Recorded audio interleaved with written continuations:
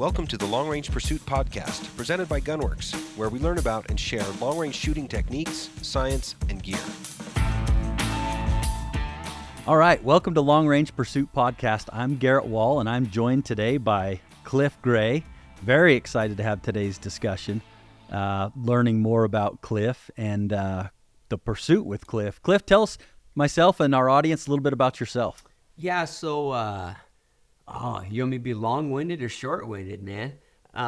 Long-winded. You have a lot to say. Let's tell the viewers who you are. Yeah, so probably, most relevant to your viewers, out of the last 15 years, I was a professional guide and outfitter for, let's say, 12 and a half of those. So I own permits, outfitting permits in the Flat Tops Wilderness. I had some stuff in the collegiate wilderness in Colorado. Over the years, I did some kind of partnership outfitting with folks in British Columbia for spring bears. Kind of ran the gamut over those years, and I grew my my horse and mule based, primarily elk hunting operation in Colorado. I think I started with maybe a dozen hunters, and when I sold it, I was probably in the 250 hunters or so realm. So enjoyed that part of it too. I've always enjoyed being a guide and outfitter, but I've also, been infatuated with entrepreneurship and growing a business and everything on that front also. So that's what I have been doing for the most part over the last, like I said, decade plus. And then I sold that business. Now it's been 3 seasons. I ran it 1 season for the new owners.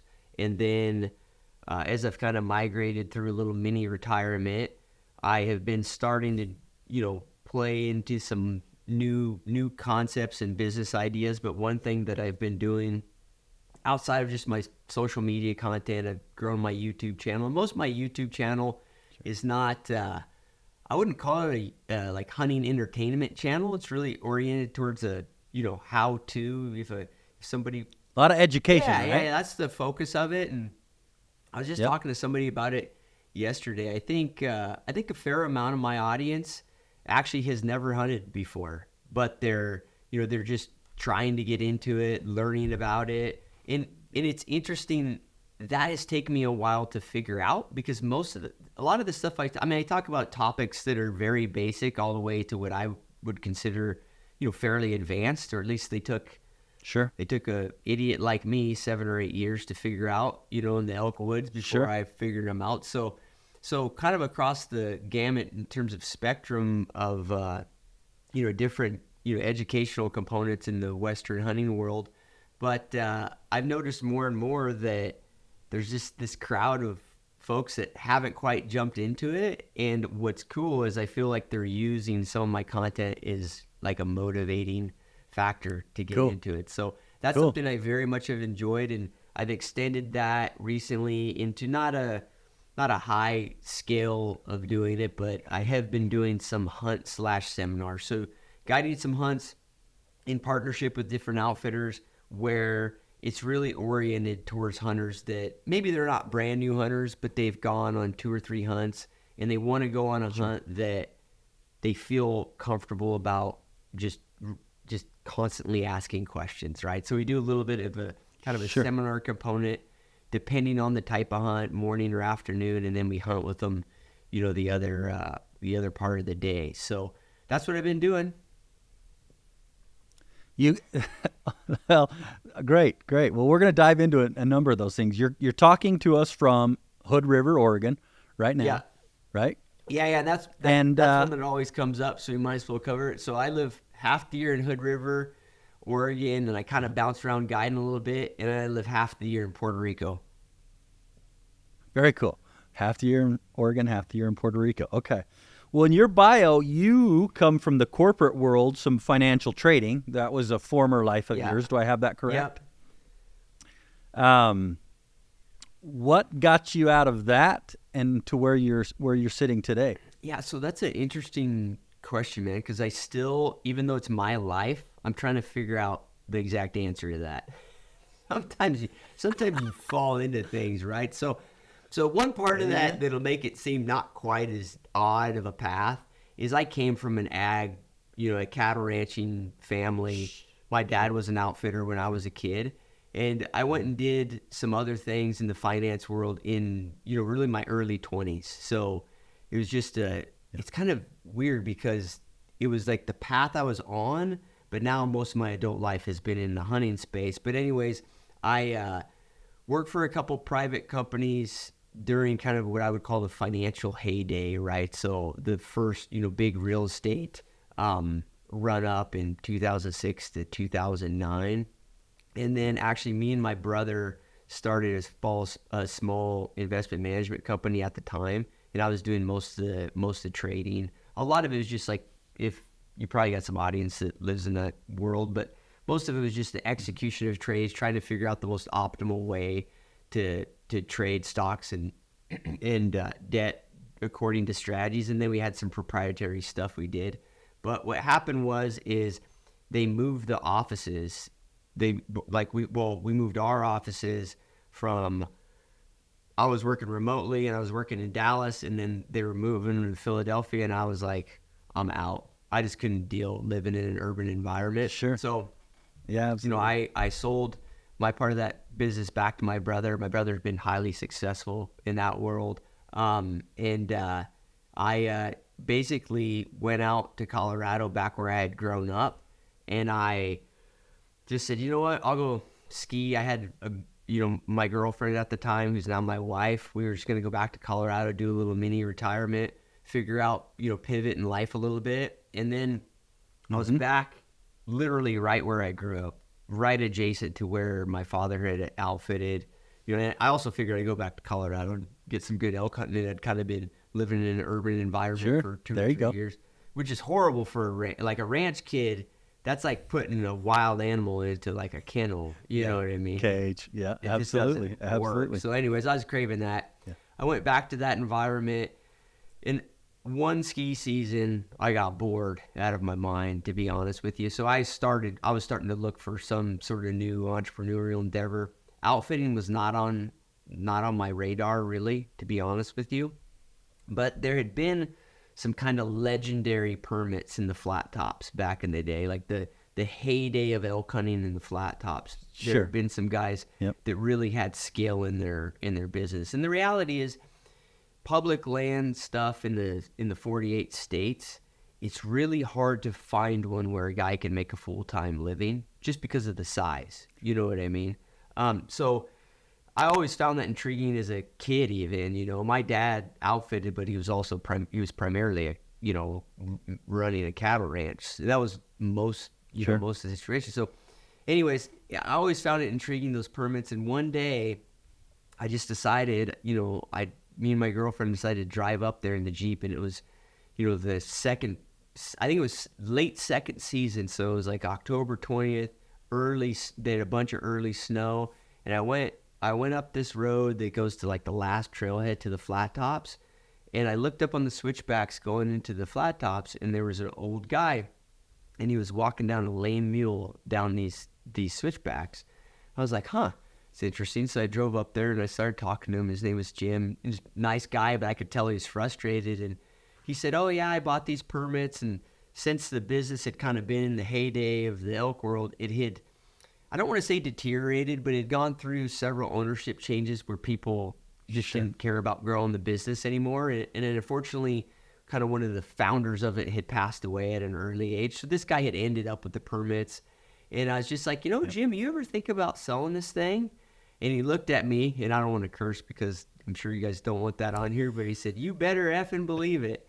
And within 2 weeks, I had bought those permits. And no kidding, just like that. Yeah, and I honestly thought that it was going to be a hobby. It was going to be a hobby. And then I started doing about a dozen hunts. And I had always, off and on continued to guide even outside of, my father's stuff and the exposure there. So I knew what I shouldn't say I knew what I was doing, because I knew the outfitting business from, just being around it as a kid. And the other thing is I'd always been around horses and mules, so I had that part of it. But I kind of had, I didn't really realize how intense of a business I was getting into on the logistics and size of it and all of that. But anyways, I got into it, did about a dozen hunts the first year, and then just slowly built it up, and then it became my primary thing, became my primary focus in life, Very cool. So you went from dabbling with Lehman Brothers back in the early 2000s to wrangling mules, and I like that. That's a very cool story. I'm kind of a finance nerd myself. Okay. And ended up here, and like you say, kind of a random story of how I ended up at Gunworks. Sure. 13 years later here, but very cool. I'm very interested to kind of shine some light with our viewers on a little bit of your business model, some of your education content. We've built our brand and our business around educating consumers in one facet or another, typically around the firearm space, shooting, but it is an awesome way to connect with customers when it's done, when good content's created. Good, really neat things happen, and so it's kind of it's exciting to learn a little bit more about you. For those, tell us a little bit about the pursuit with Cliff. You've been on some pretty notable podcasts, if I'm not mistaken. Is that true? Yeah. No, I've been. I feel like I've over the years I've been on quite a few. I was on Rogan. That's the one that a lot of people talk to me about. And it's funny because the people ask me. Oh, it's so funny. To this day, I still get asked about it. Like, how did you get on there?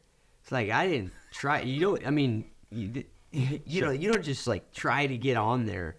I was acquaintance. Right. I was an acquaintance with Joe. In a lot of ways, I think my relationship with Joe was very similar to my relationship with a ton of people who consume my YouTube content. So guys that were just interested in elk hunting, and I knew him pretty early on in his elk hunting journey. You know what I mean? And so it was really just a relationship of like, I could, answer hunting related questions for him. I, could point him in the right direction on certain hunts he wanted to do, that sort of thing. It was, that was kind of the relationship. And then, cool. It never would have crossed my mind to be on his podcast, to be totally honest with you. I didn't even think that was, part of our deal. And then he just texted me one day and said, "Hey, want to do a podcast?" And I remember just like looking at the text and being like, what is he talking about? And then it struck me and I was like, oh shit. You dummy. He wants you. Yeah. But that's kind of how he is. And his Cool. I think his journey in this world is very interesting because, of course he's like a, hugely successful person, very famous, but man, he is so much. I mean, one, he's motivated a lot of guys to look at elk hunting, look at hunting, and get into it. Sure. But he lived a fairly unique path, or at least in my life, a fairly unique path into hunting. I don't know how you are, but most of the kids that got into hunting when I was, young, it was because their father hunted. It's because their father hunted. 100%. It's because their grandpa hunted. Yep. Maybe a stretch their family didn't hunt, but their neighbor hunted, right? So they had direct exposure to it. Joe is very symbolic of a new generation of hunters that didn't get into it that way. And I think that's a huge, at least I do. I think of social media a lot of times in a very negative way, but man, that's a positive aspect of it. Just in my little nucleus of a world, right? Social media has allowed a lot of people. For me in particular, it happens to be the demographic of males. 99% of the guys the folks that watch my YouTube video are males. But so I view it as that way. Like a lot of these guys that never had a dad, never had a uncle or grandpa that hunted, they got into it through exposure via the internet. And that's exactly how he got into it. I mean, he's grown a ton as a hunter. I would call he's pretty humble about it, but he's pretty advanced, in that world right now. But yeah, that's how I ended up on there, is just through that. And he just wanted to talk about that stuff, Well, that's awesome. And I kind of want to get to that direction of this. I think you used the concept of this non-traditional type hunter. Yeah. Like you said, I was lucky enough. My dad took me out hunting. I don't know that we were any good at it. I don't know how many tags we filled, but it was something we did, from an early age, growing up. And that's that's evolved. I want to talk to you and get your take. We're going to talk about your hunting masterclass a little bit.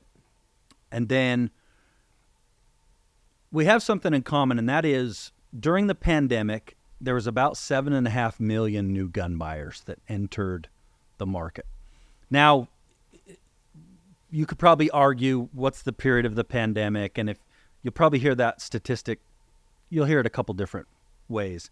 But roughly 7.5 million new gun buyers. Now, they didn't all get into long guns and precision, high-end hunting rifles. We know that. A lot of them started at home protection. But you know as well as I do, if you start that itch a little bit into the shooting sports world, we know a percentage of those are going to get to this discipline we're talking about today, and that is, potentially hunting. And as you say, they didn't grow up doing it with dad, uncle, or grandpa. These are attorneys and doctors and construction workers. Doesn't matter their background, but they're coming at it at age 40, 45, maybe even a little earlier. And I wanted to, and that's a big part of your business. And I get asked all the time, are you not worried that you'll saturate the market of selling your rifle systems? And the answer is absolutely not. If we literally got injected 7.5 million new buyers between 20 and 22, we don't need a big percentage of those numbers to come over and get into the hunting sport or to want to shoot a target over 300 or 400 yards. We don't need a lot of them to continue what we're doing. And it's content and it's folks like you that are shining a light, because it's an intimidating sport. Oh, yeah. Rogan's got an awesome platform to kind of share, his journey. And I think it's awesome, but that it's intimidating for some people. You used the word spectrum earlier, and there is a big spectrum between a guided antelope hunt and a backpack hunt in the Yukon for 14 days. Those are your two ends of intensity, and no disrespect to either one, but there's a huge learning curve to start on that, taking your first antelope out of the truck hunt, which some of my favorite hunts to do, to spending 14 days in the wilderness with no comms and camp on your back and scaling 3,000-4,000 vertical per day and all those things. And obviously everything in between. So tell me your approach, or what you're seeing from these new entrants into our gun world, and how are they ending up into the hunting space? What's drawing them there? Yeah, so you see a combination of things. Now, my first answer to it is a little bit woo-woo. I think that something clicks with folks that they just view hunting as like an intrinsic part of something that they have like an urge to do. I think there is something to do that. Sure. I can't explain it. I think a lot of people who get into guns, like you mentioned, a lot of people get into guns and really have no interest in hunting. It's a home defense thing. They go get their concealed carry, and then they go shoot an AR-15. They're like, oh, this is fun. And then this is fun. Then they end up with a hunting rifle, and they're like, you know what? Hunting seems to make sense, right? And I think that there's a combination of things. Well, and I think COVID kind of triggered it for a lot of people. I actually think that there is, although it seems impractical in a sense, I think people still think about, you know what? Probably makes sense for me to know how to get my own food. You know what I mean? I do think there's a part of that. And I think all of those different things align in a way where there's all of a sudden a bunch of people that are just like, this makes sense. One thing that you didn't mention about it being intimidating is absolutely the difference in the types of hunts, the things involved, the logistics, the money, the gear, all of that's intimidating. But the other part of it is just the social dynamics intimidating, man. I mean, you're a 35-year-old guy, a 30-year-old guy. You've all your social things you do, and that your day-to-day life is very much an urban environment, and that's where you've been. To go to an elk camp somewhere, or an elk hunting lodge somewhere, or go to Alaska and go brown bear hunting or something, and be in a lodge around a bunch of people who they've been around that their whole life, it's really awkward for people. I totally get it. I think it's hard for people who aren't new to it to realize how big of a deal that is. You know what I mean? So one thing that I really try to do in the in-person stuff that I do, like I'm here in 7 days, I'm going to Alaska and I'm taking 5 guys up there. I'm doing it with Kip Folks' new business up there, that Bushwhack. We're going to go do some black bear hunts. Everybody there most of those guys are very new hunters, this exact profile, and they know that in that, it's safe in that space to be awkward. You know what I mean? Sure. And I think there's Perfect. value to that. And there's comfort in that. A lot of comfort. Exactly. And I think that it's worth talking about, because I think that even if it's not that environment, like you're somebody who's been around hunting all the time, but you want to get your buddy into hunting. And I would imagine that your clientele there's a ton of that, right? There's a guy who 100%. is very into it. He's went out, he got the nice rifle, the good system. This is a hobby that he's, either was exposed to as a kid or picked it up, but he's pretty in the depths of it. And he's got guys around him in his law firm, in his dental practice, whatever, that he would love to go hunting with him. And I think if you, in your mind, you think, you know what, I can get these other guys to go hunting with me if I make them realize it's going to be a comfortable environment for them. They don't have to feel awkward about the fact that they're a new guy. This is like a thing that's really hard. I think it's particularly hard for guys. When you're a kid, it's not a big, everybody's like, oh, well, the kid's learning, But when you're a grown man and you're around other men, you don't want to be the guy that's like, hey, like, I just can't, like, can you please give me some guidance? I cannot find the antelope, or whatever. You don't want to be that guy. So I think that dynamic helps people get into it big time.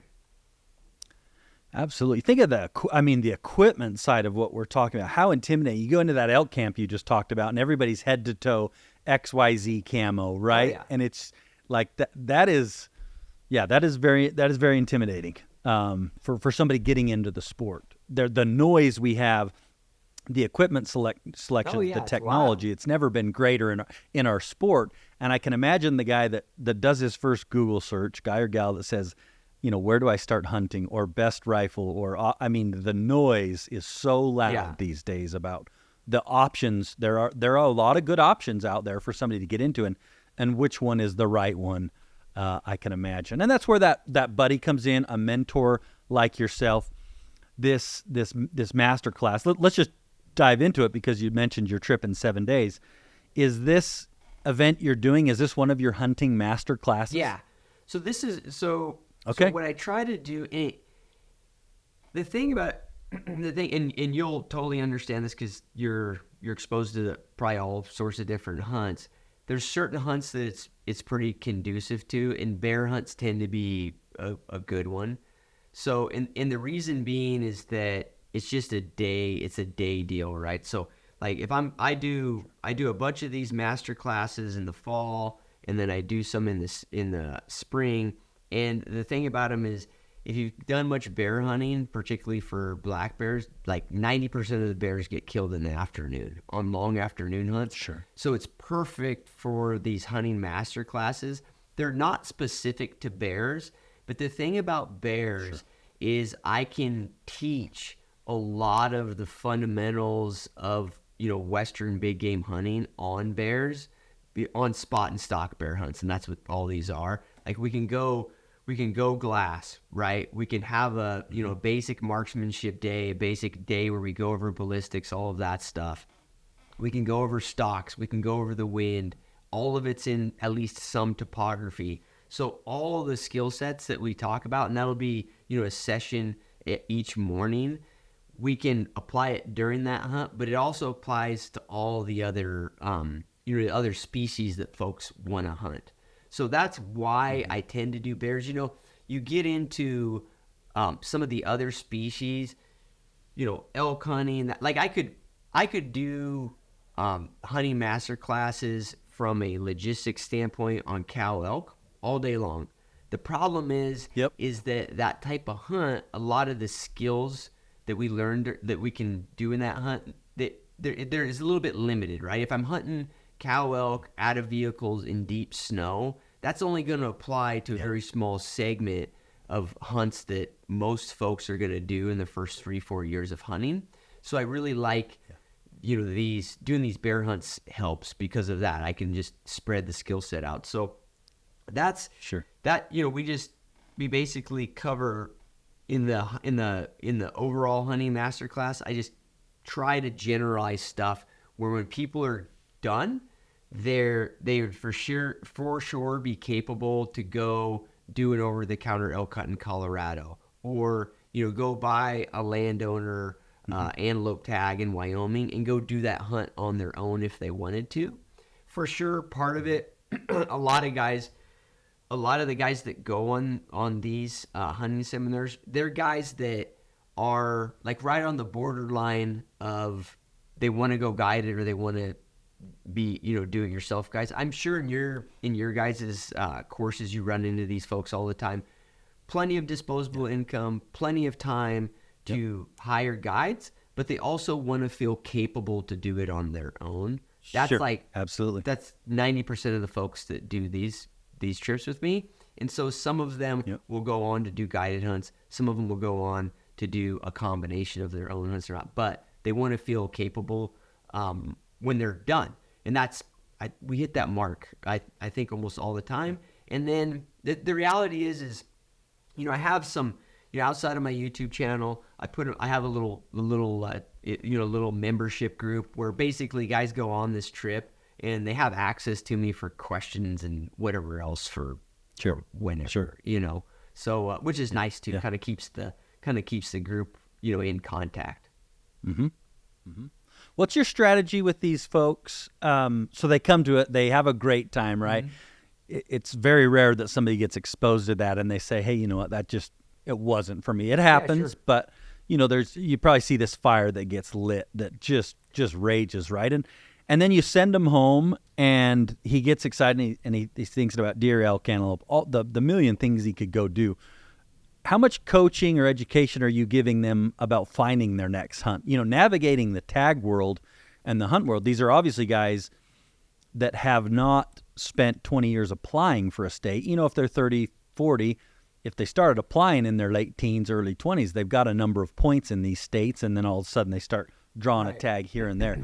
What's your strategy with them to help them start getting some of these hunts lined up? Yeah. So the reality is because of all the draws and like you say, people who are, late onset hunters, they don't have a bunch of points built up. First, I think there's an education aspect of it, and that's that, hey, there's two things you can do. One, this might, if you want to have quality hunts and you want to, line it out, one, you need to make sure you just kind of look at this as like a 2, 3, 4 year schedule, so you can do a little bit of the point game. I think even if you start with no points, you can figure that out where you have, some good opportunities on certain species. The other thing that I'm a huge proponent of with people is don't get don't get stuck on the species that everybody's talking about. For new hunters, there are so many. I mean, antelope. Antelope to me is a way underrated hunt. 100%. A guy comes to me and he's never hunted it before, and right now, because of some of the channels that people are getting exposed to hunting, most people are like, I want to be an archer, I want to backpack hunt, and I want to hunt the Colorado wilderness. Right. That's like the hardest the hunt. trifecta. Yeah, it's the hardest. Absolutely. It's the most unforgiving hunt. It's like it's the best way for you to convince yourself that hunting sucks. That I want to go back to golf. Yeah, exactly. And I'm not saying that it's not a worthy goal. That's great. Sure. But it's just because they're exposed to that. But going on an antelope hunt, pig hunts in Texas, aoudad hunts in Texas, going to Hawaii and hunting axis deer, going to New Zealand and spending the week hunting, feral goats. Like, this stuff is super fun, particularly if you're a newer hunter. So that's one aspect of it that I really try to strategize with people and make sure they know that, dude, there's a plethora of hunts that you can go on that particularly when you just start, they're all fun. You know what I mean? And then and then there's guys that don't care. They want to do, the species that they're thinking about, and they just have to get over the fact that if they want to have quality access, that money's going to be part of that. And then you just got to strategize around that. I think there's smart ways to use your dollar in the hunting world, and there's ways that depending on your goals, right? If hunting is something that you want to get better at, guys that are going to your guys' Gunworks training, that sort of thing, they're coming to my classes. Most of those guys, they view it as just like they would golf, right? They don't want to just go out and play once. They want to get on the train to getting better, improving their skill set. That's kind of part of the fun for them. To them, spending $20,000 on an elk hunt that is going to be a one-day hunt, it probably doesn't make sense. You know what I mean? They're better off spending 15 on a hunt that is gonna last 4, 5, 6 days. You know what I mean? So just little things like that I try to help people with, because nobody tells anybody about that. Sure. They go dump $25,000 on an elk hunt. They think it's going to be fun, and they're done in an hour, and they're like, well, it was fun for an hour, but I didn't really get necessarily what I wanted out of it. Sure. Does that answer your question? Yeah, the experience. Yeah, punching a tag and a hunt are a very different, those are different things, right? Absolutely. Let's steer over. Yeah, the tag world, that's a whole, we could do a whole podcast on that, and it's tricky to navigate and intimidating, again, the regulations and this when you apply and the points, and you get them pointed towards like a New Mexico where they don't have a point system, and heck, you've got a good chance to draw an elk tag as your students do, right? Sure. And a lot of opportunity there. Well, and I will say that some of these service providers, all the guys like the Epic guys, Hunting Fool, the Draw guys down in New Mexico, Go Hunt, they've made it way easier. Yeah, no, we run with the WTA crew, and they, those units, because where the big elk are this year, and then the burn happens, and we have the catastrophe going on in southern Wyoming with the deer and antelope herds. That those were unbelievable places, and that's changed, and so you can't just get in a track and run it forever. And so if we didn't have that service, the folks over at WTA kind of helping us stay on the right track, you'll get lost quick. No, and it's interesting because when I was really active as a guide and outfitter, I kind of poo-pooed those guys, if I was being totally honest. Sure. I was like, I don't really need those guys. And man, you don't need. Now that I'm not, I'm not biased by the fact that I'm in an area, I know the dynamic, like I know exactly like when you should draw that sheep tag. Hey, like this year, this really not, all those little bitty things. I realize like, oh yeah, these guys are providing a pretty good value, Yeah, there's value for what they're doing. No, I could not agree more. And somebody that's new, for a listener, check them out. They're your eyes and ears and the education component. We get education in life one of two ways. We, the School of Hard Knocks, or we pay for formal education, but we're going to pay for it one way or the other.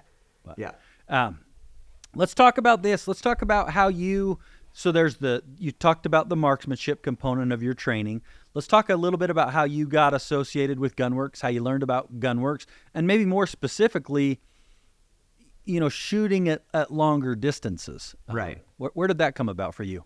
Yeah, so admittedly, I've been a pretty bare bones rifle guy over the years, probably like a real traditional mindset on it.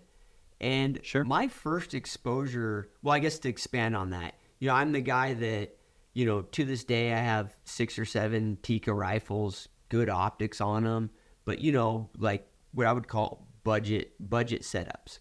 But within that kind of, I like maybe at least it's self-serving to call them smart budget setups, right? So that's what I would, Sure. it's kind of my world that I came from, and in guns that I didn't mind if they fell off a mule or got rolled down a hill or whatever. Now, my first exposure to Gunworks was actually when I was guiding and outfitting, and I had a young guy. He's the exact person we're talking about, but he happened to be a little bit younger. Okay. I think he was like 25. Okay. And somehow he had ended up with some money because he was like on a train of hunts. Like he was hunting with me. Sure. And he was doing multiple hunts with me, like guided hunt after guided hunt, sticking around, and then he would go to another outfit. Like he's living the dream. So, but he showed up with a Gunworks rifle, and everything else about him, I could tell he's a very new hunter, but he had one of your guys' systems, and he had been to your guys' course.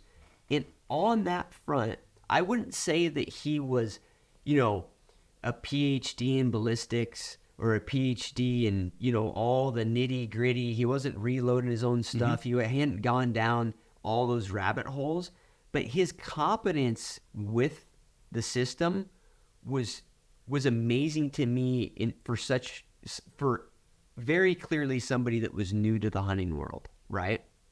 And so that was my first introduction to it. He made admittedly, my view of longer range hunting, like this individual, I specifically remember him telling me that he felt confident, depending on the wind, up to 600, 700 yards, which for me, as an outfitter and guide, when people tell you that, your reaction is, that's awesome, but we're going to shoot under 400 yards. Just, that's just the nature of, you look at all the results of different things, that tends to be what you do. And he killed the bull. He had to take a shot while he was walking right around that 500 yards, which in my world was stunning for a guy, that was new to the game. And just the little things, right? He's getting set up and he's asking me to call the wind for him, right? I got guys that I guide that have been hunting for 30 years, and the guy's about to shoot across the canyon. He doesn't ask me what the wind is. That doesn't even register for him that that's an element, an input to the solution. Right. Yep. He just doesn't even have that. He doesn't have that understanding. And this young guy had that. So that was my first introduction, being like, there is something here, pretty phenomenal system. And then I got with Neil, and he got me a couple rifles that I've been shooting myself, and I've been shooting in the seminars, and kind of the same deal as I've learned the system. So the rifles are beautiful works of art. That's what I would call them. But for me, the value is the system, right? In the simplicity of the fact that it just works. And there's little things that I'll admit that I was hesitant to, right? Just using yardage as the unit, in the Revic binoculars and in the scope. There's part of me that's like, well, I want to talk about MOA first. You know what I mean? I don't want to just shoot to the tactical. Yeah, I don't want to just shoot to the yardage that the binoculars tell me. But man, in the hunting application, you realize like there's so many other things we're dealing with right now. Getting a good rest, the animal moving, all of those things. Yep. This is a really nice system. And the other nice part about it is, like I said, the rifles are beautiful, and they work great. They're much, higher end rifles than I've been used to. But I can actually take the Revic system, I can put it on my budget stuff too, and it works the same way. So that's been my that was my long-winded exposure to your guys' stuff. Yeah, no, very cool. That's a great story. I appreciate you sharing that. I was on a podcast years ago, and I don't, they call me naive. It didn't register to me how many of our customers were purchasing our systems, and they were taking them into, say, a camp like yours. And just because they had invested in that system, that they felt like they had everything they needed to execute, a very difficult shot or a very long shot. And as you said, you got this 400 in your head, like, I want you 400 yards in. We want a good shot. We want this thing, tipping over. And it's got me thinking a lot since that, sure, having good equipment is a really good step, to going down the road to executing that shot. But understanding the equipment, the gentleman in your scenario, he's asking for the wind call, right? He's going through all of those motions. He doesn't just pull it out, dial and pull the trigger. Like he's factoring in wind. He's doing all these things. As a guide, how are you helping overcome that client that wants to come into camp? And maybe you're a little different today because these guys are coming to you wanting that knowledge. But rewind 10 years ago, you probably had all sorts of folks coming in with, doesn't matter what manufacturer rifle, but they just thought they had this superhuman power because they'd invested a little money in a gun that could shoot farther than 400 yards. Yeah, well, and I don't want to come across like egotistical on this, but I'll just tell you my thought on it. I think that a lot of hunters who are going on guided hunts, they think they can fool a guide. You can't fool. I mean, a guide can smell your competence a mile away. Once he's been doing it a while. And generally, good guides, in my opinion, are really conservative when they smell something that doesn't seem quite right.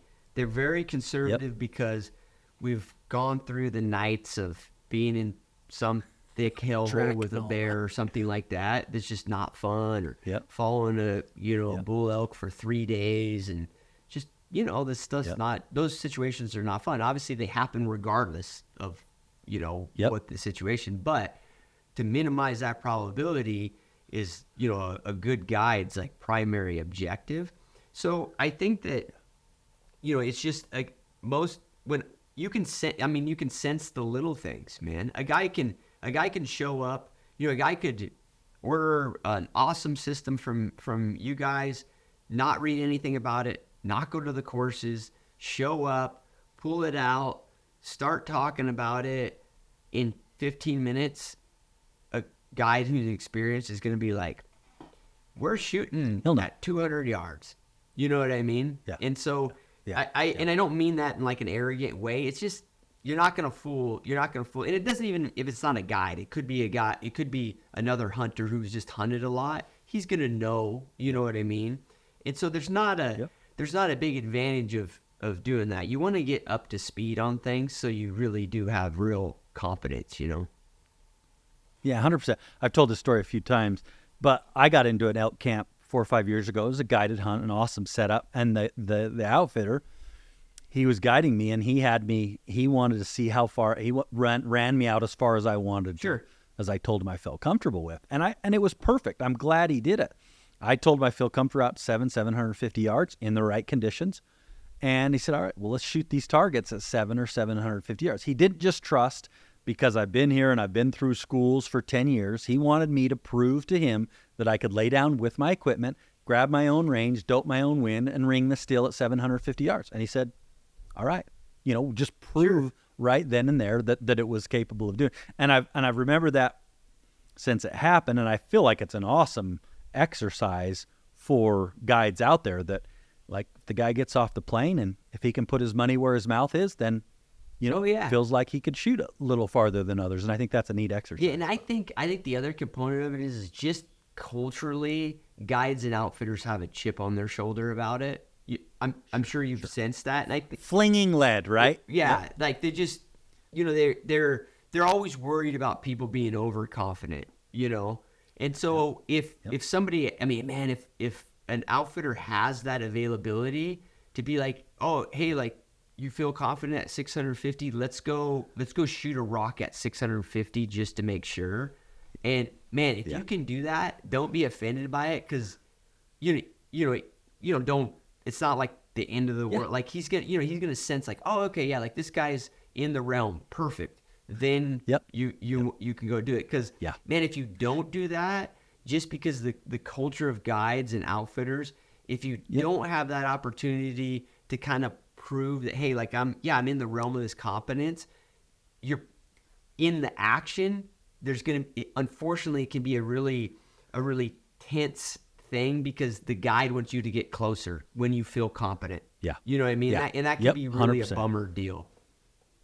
Yeah, address it before it happens because it's going to happen, and embrace that challenge. It is a challenge, and frankly, if you can't do it, then you shouldn't be shooting at those distances. And if you can, then you're sorted, and so shouldn't matter. Yeah, much. sure. So and you could. Everybody needs a little confidence builder. Yeah, for sure. And and that's the thing is you can feel confident at 700 yards, and then you get up there, and he's like, hey, let's shoot across this canyon. And you're like, oh man, these winds are a lot harder than what I'm used Absolutely. to. And then you can readjust, say, oh, okay, we're only going to shoot 450. Like that kind of stuff is money before a hunt. Yeah, awesome. So you're getting a little marksmanship in with these folks then on this bear hunt. What are some of the things in the marksmanship category that you're covering with them? Yeah, so we do, for the most part, we do what I call the low-hanging fruit. Stuff that's like shooting on rests that you're actually going to shoot on in the field. Okay. Big one Perfect. that a lot of people, even fairly experienced people, don't do, right? So I want people like the majority, outside of just, making sure the guns are zeroed, all of that stuff. We'll do a basic zeroing. We'll talk about ballistics in general. Everybody's bringing different rifles. If they're borrowing my rifles, it's a little bit simpler, but we go over all that stuff, the basic stuff, and then almost all the shooting is off whatever rests that they're going to use in the field. So shooting over their backpack, shooting on bipods, making sure the bipods are the right height for the type of vegetation they're going to be hunting in. Really stuff that is marksmanship related, but to me, it's like the low hanging fruit stuff. We cover those components. And honestly, the other big thing that I work with them on is just the big variables that move the needle that are going to get them to make the right choice whether or not they should shoot, right? And to me, I have found on most Western big game, I'm all about if somebody's competent at 700, 800 yards, go for it. I think the whole debate can be hilarious because, I go out and hunt deer sometimes with a longbow that shoots 120 feet per second. You know what I mean? So like I can't have this debate whether or not it's like the ethical thing or whatever. I don't care, but I do think there's a lot of value in knowing where you personally shouldn't shoot. So another big one that I talk to guys about, because I know they're going to do mountain hunting, is the wind. Like we literally just look and say, guys, like get out your ballistics tables and let's just look at the wind and see how much it really matters at different distances. And then let's get our, I usually bring a Kestrel. They're new, I don't have them bring those, but I'll bring one and we'll practice reading the wind, and then really, for the most part, it's just so they understand the bounds of their accuracy right off the bat. Because most people off the street, man, you ask them like, hey, could you tell me if this wind is 10 miles an hour, or could you tell me it's 7 miles per hour or 17 miles per hour? They're like, oh yeah.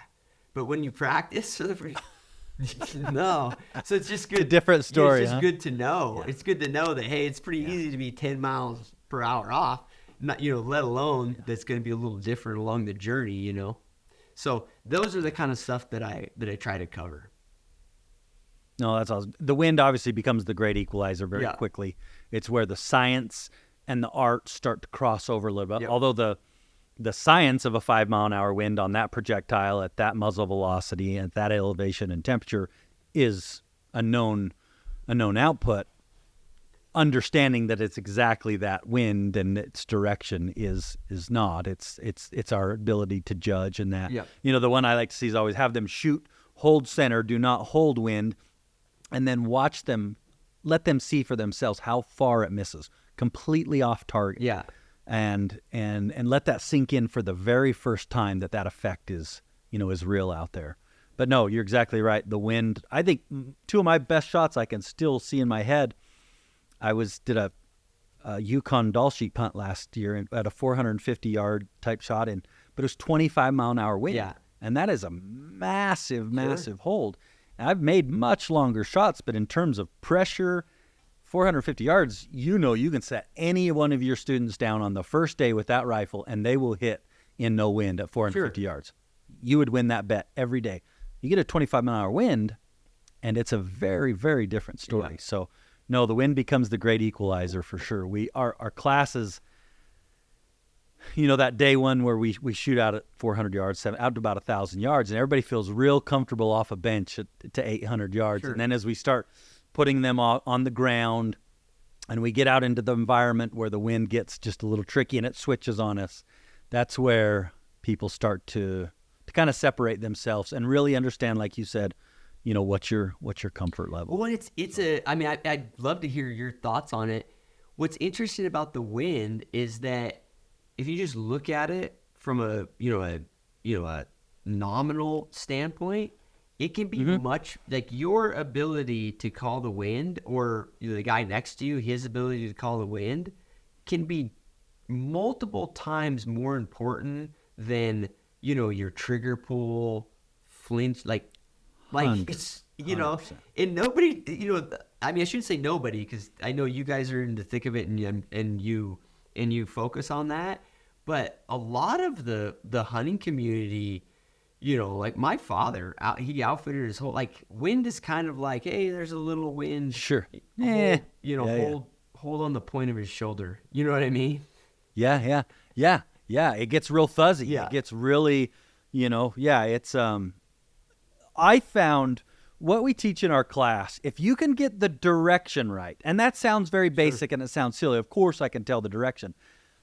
But when there's pressure happening and there's an animal and you get out to our range, that wind will switch on you 100%. It'll come from your 10 o'clock to your 2 o'clock, and it will switch on you. And that vastly, if you can get the direction, you're so far down the road. The second component, to know it's a 6.5 or a 7, and if you watch enough folks online, and there's some that are good and they claim to be maybe better than they are, but if we're going to try and bracket you into 5 mile an hour, is it 0 to 5, is it 5 to 10, and is it 10 to 15? Because while I don't know that it's a 6.2 mile an hour, I can tell it's not quite 10 and it's not quite 5. And within that bracket, with my cartridge selection, I know that I can handle that margin of error of 5 miles an hour out to a certain distance. So I can stop worrying if it's a 6 or a 9. Right. Doesn't matter. It's in between those one or the next one. And we learn very quickly, well, how do we know? Okay, we have a kestrel at the muzzle, and that's easy because it said 7.2. But what are the cottonwoods doing?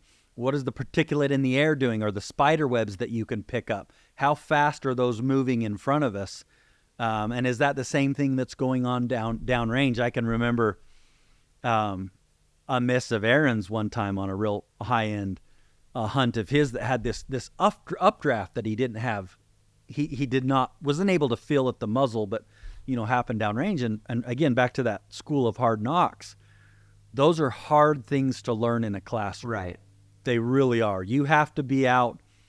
Don't have to. It's very beneficial for you to get out in the field outside of a covered shooting and shoot across the small canyon. Now, I get if you're back east and listening to this, that's trickier than what you and I have the opportunity to go do where we live. But that's why you invest in some education and you go do a course like yours or a course like ours and get some practice to do that. But if you can get the direction right, which you can, settle down and focus on that, bracket in your 5 mile an hour increments, which you can, you will extend your wind judging abilities. I mean, great. You'll be 3 or 4 times more effective than the next person.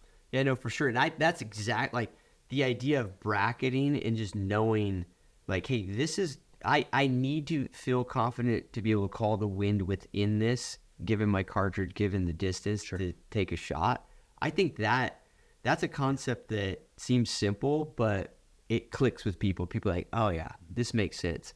The other thing that always comes up, it's very interesting because there tends to be this bias for sure within the outfitting and guiding community towards old traditional calibers. And it's like, guys, like, with the wind, let's just look at the two ballistical charts, right? Like, with the old 30-06, I have to be so much better with the wind, man. Like, why would I do that to myself? The only reason I would do that to myself is if I thought I was much better at calling the wind than I actually am. Once you know you have volatility in judging the wind, you're like, oh yeah, I'm gonna shoot some of the the newer space age cartridges or whatever. Yeah, we can buy efficiency. Yeah. Like your checkbook can literally buy some advantage, and that's not always the case. It doesn't cost any more to chamber a 7 Rem mag or 7 PRC than it does a 300 Win mag. And ballistically speaking, I get that from a lot of guides. I've never seen a 7mm bounce off, and I know there's folks listening. And I've had the worst experiences, but they're running them wrong. You run the wrong bullet at the wrong speed, and yes, you will have catastrophic failures across any caliber, but we haven't had one bounce off yet, and you can literally buy some ballistic advantage. Yeah. And you can basically do some research. Yeah, you can buy some, in a sense, like wind judging ability, because you don't have to be as accurate. Absolutely. That's how I view it. I'm like, 30%. Yeah, you can be sloppier, 30% sloppier on the wind if you'll take this cartridge, which is, you get out there is a nice advantage. Oh yeah, for sure. No, that's I have just like any subject in life, probably, you start uncovering layer after layer. Okay, hit the target at 200 yards. Okay, and then and wind and environmentals and incline, and you start peeling off layers, and it's fun. Yeah. I do have to laugh because in those Revit scopes that Neil sent me, first thing I look through them and I'm like, what is this wind emoji on the sides of it? I'm like, looks totally out of place. And then I realize what it is. I'm like, oh yeah, I totally have made that mistake. So, just a little help for you. Yeah. So the listeners or viewers, what it is it's a little icon that shows you, which side of the reticle to hold based on, which way the wind's blowing. And at first I thought it was I was like, that is the dorkiest thing to be in there. And then I was like, okay, that makes sense. Because everybody's done that. Yeah. You know what I mean? Held it the wrong direction. Absolutely. Yeah, and if you're lucky enough you did it on a piece of steel, great. If you did it on an animal, you know how valuable, something like that. No, that's funny. That's funny that you pointed that out.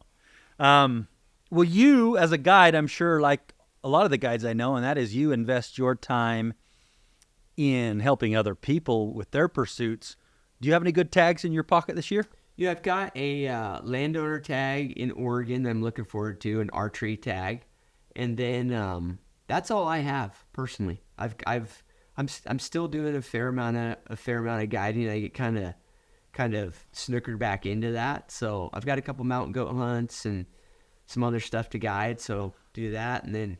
And then the reality... The guides, when it's in your DNA and your blood, it never leaves you. It's like you can't shake it as hard as you try. Yeah, no, for sure. And man, the other thing is I am it sounds like you do lots of different types of hunts and that sort of thing. And for me personally, I view spearfishing as just another aspect of hunting. And that's my real personal passion is that. That's your jam, huh? So Very so cool. that's why I live in the Caribbean half the year. Okay, fair. We needed to circle back. It's a mess, because the Puerto Rico Hood River. Yeah, it's a mess. But what are you gonna do, right? Like I always say, That's dude, right. there's way too many adventures, and life is way too short.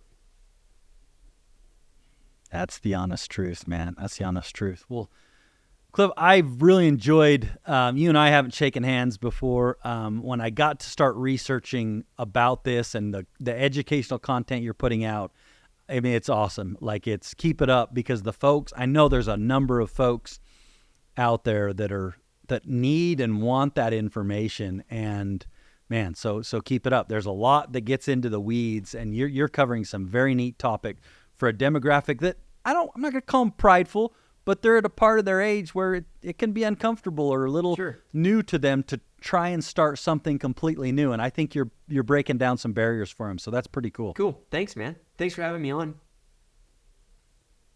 Yeah. Well, again, check out Cliff Gray, The Pursuit with Cliff, some of his awesome content. Check us out, Gunworks Long Range Pursuit. Would love to see you at one of our training classes and kind of foster some of that more of this education that we've been talking about today. Until next time, thanks for joining.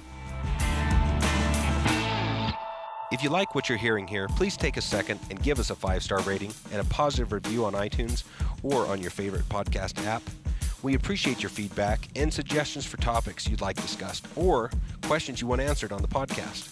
You can reach out on Facebook or Instagram or send us an email to podcast@gunworks.com.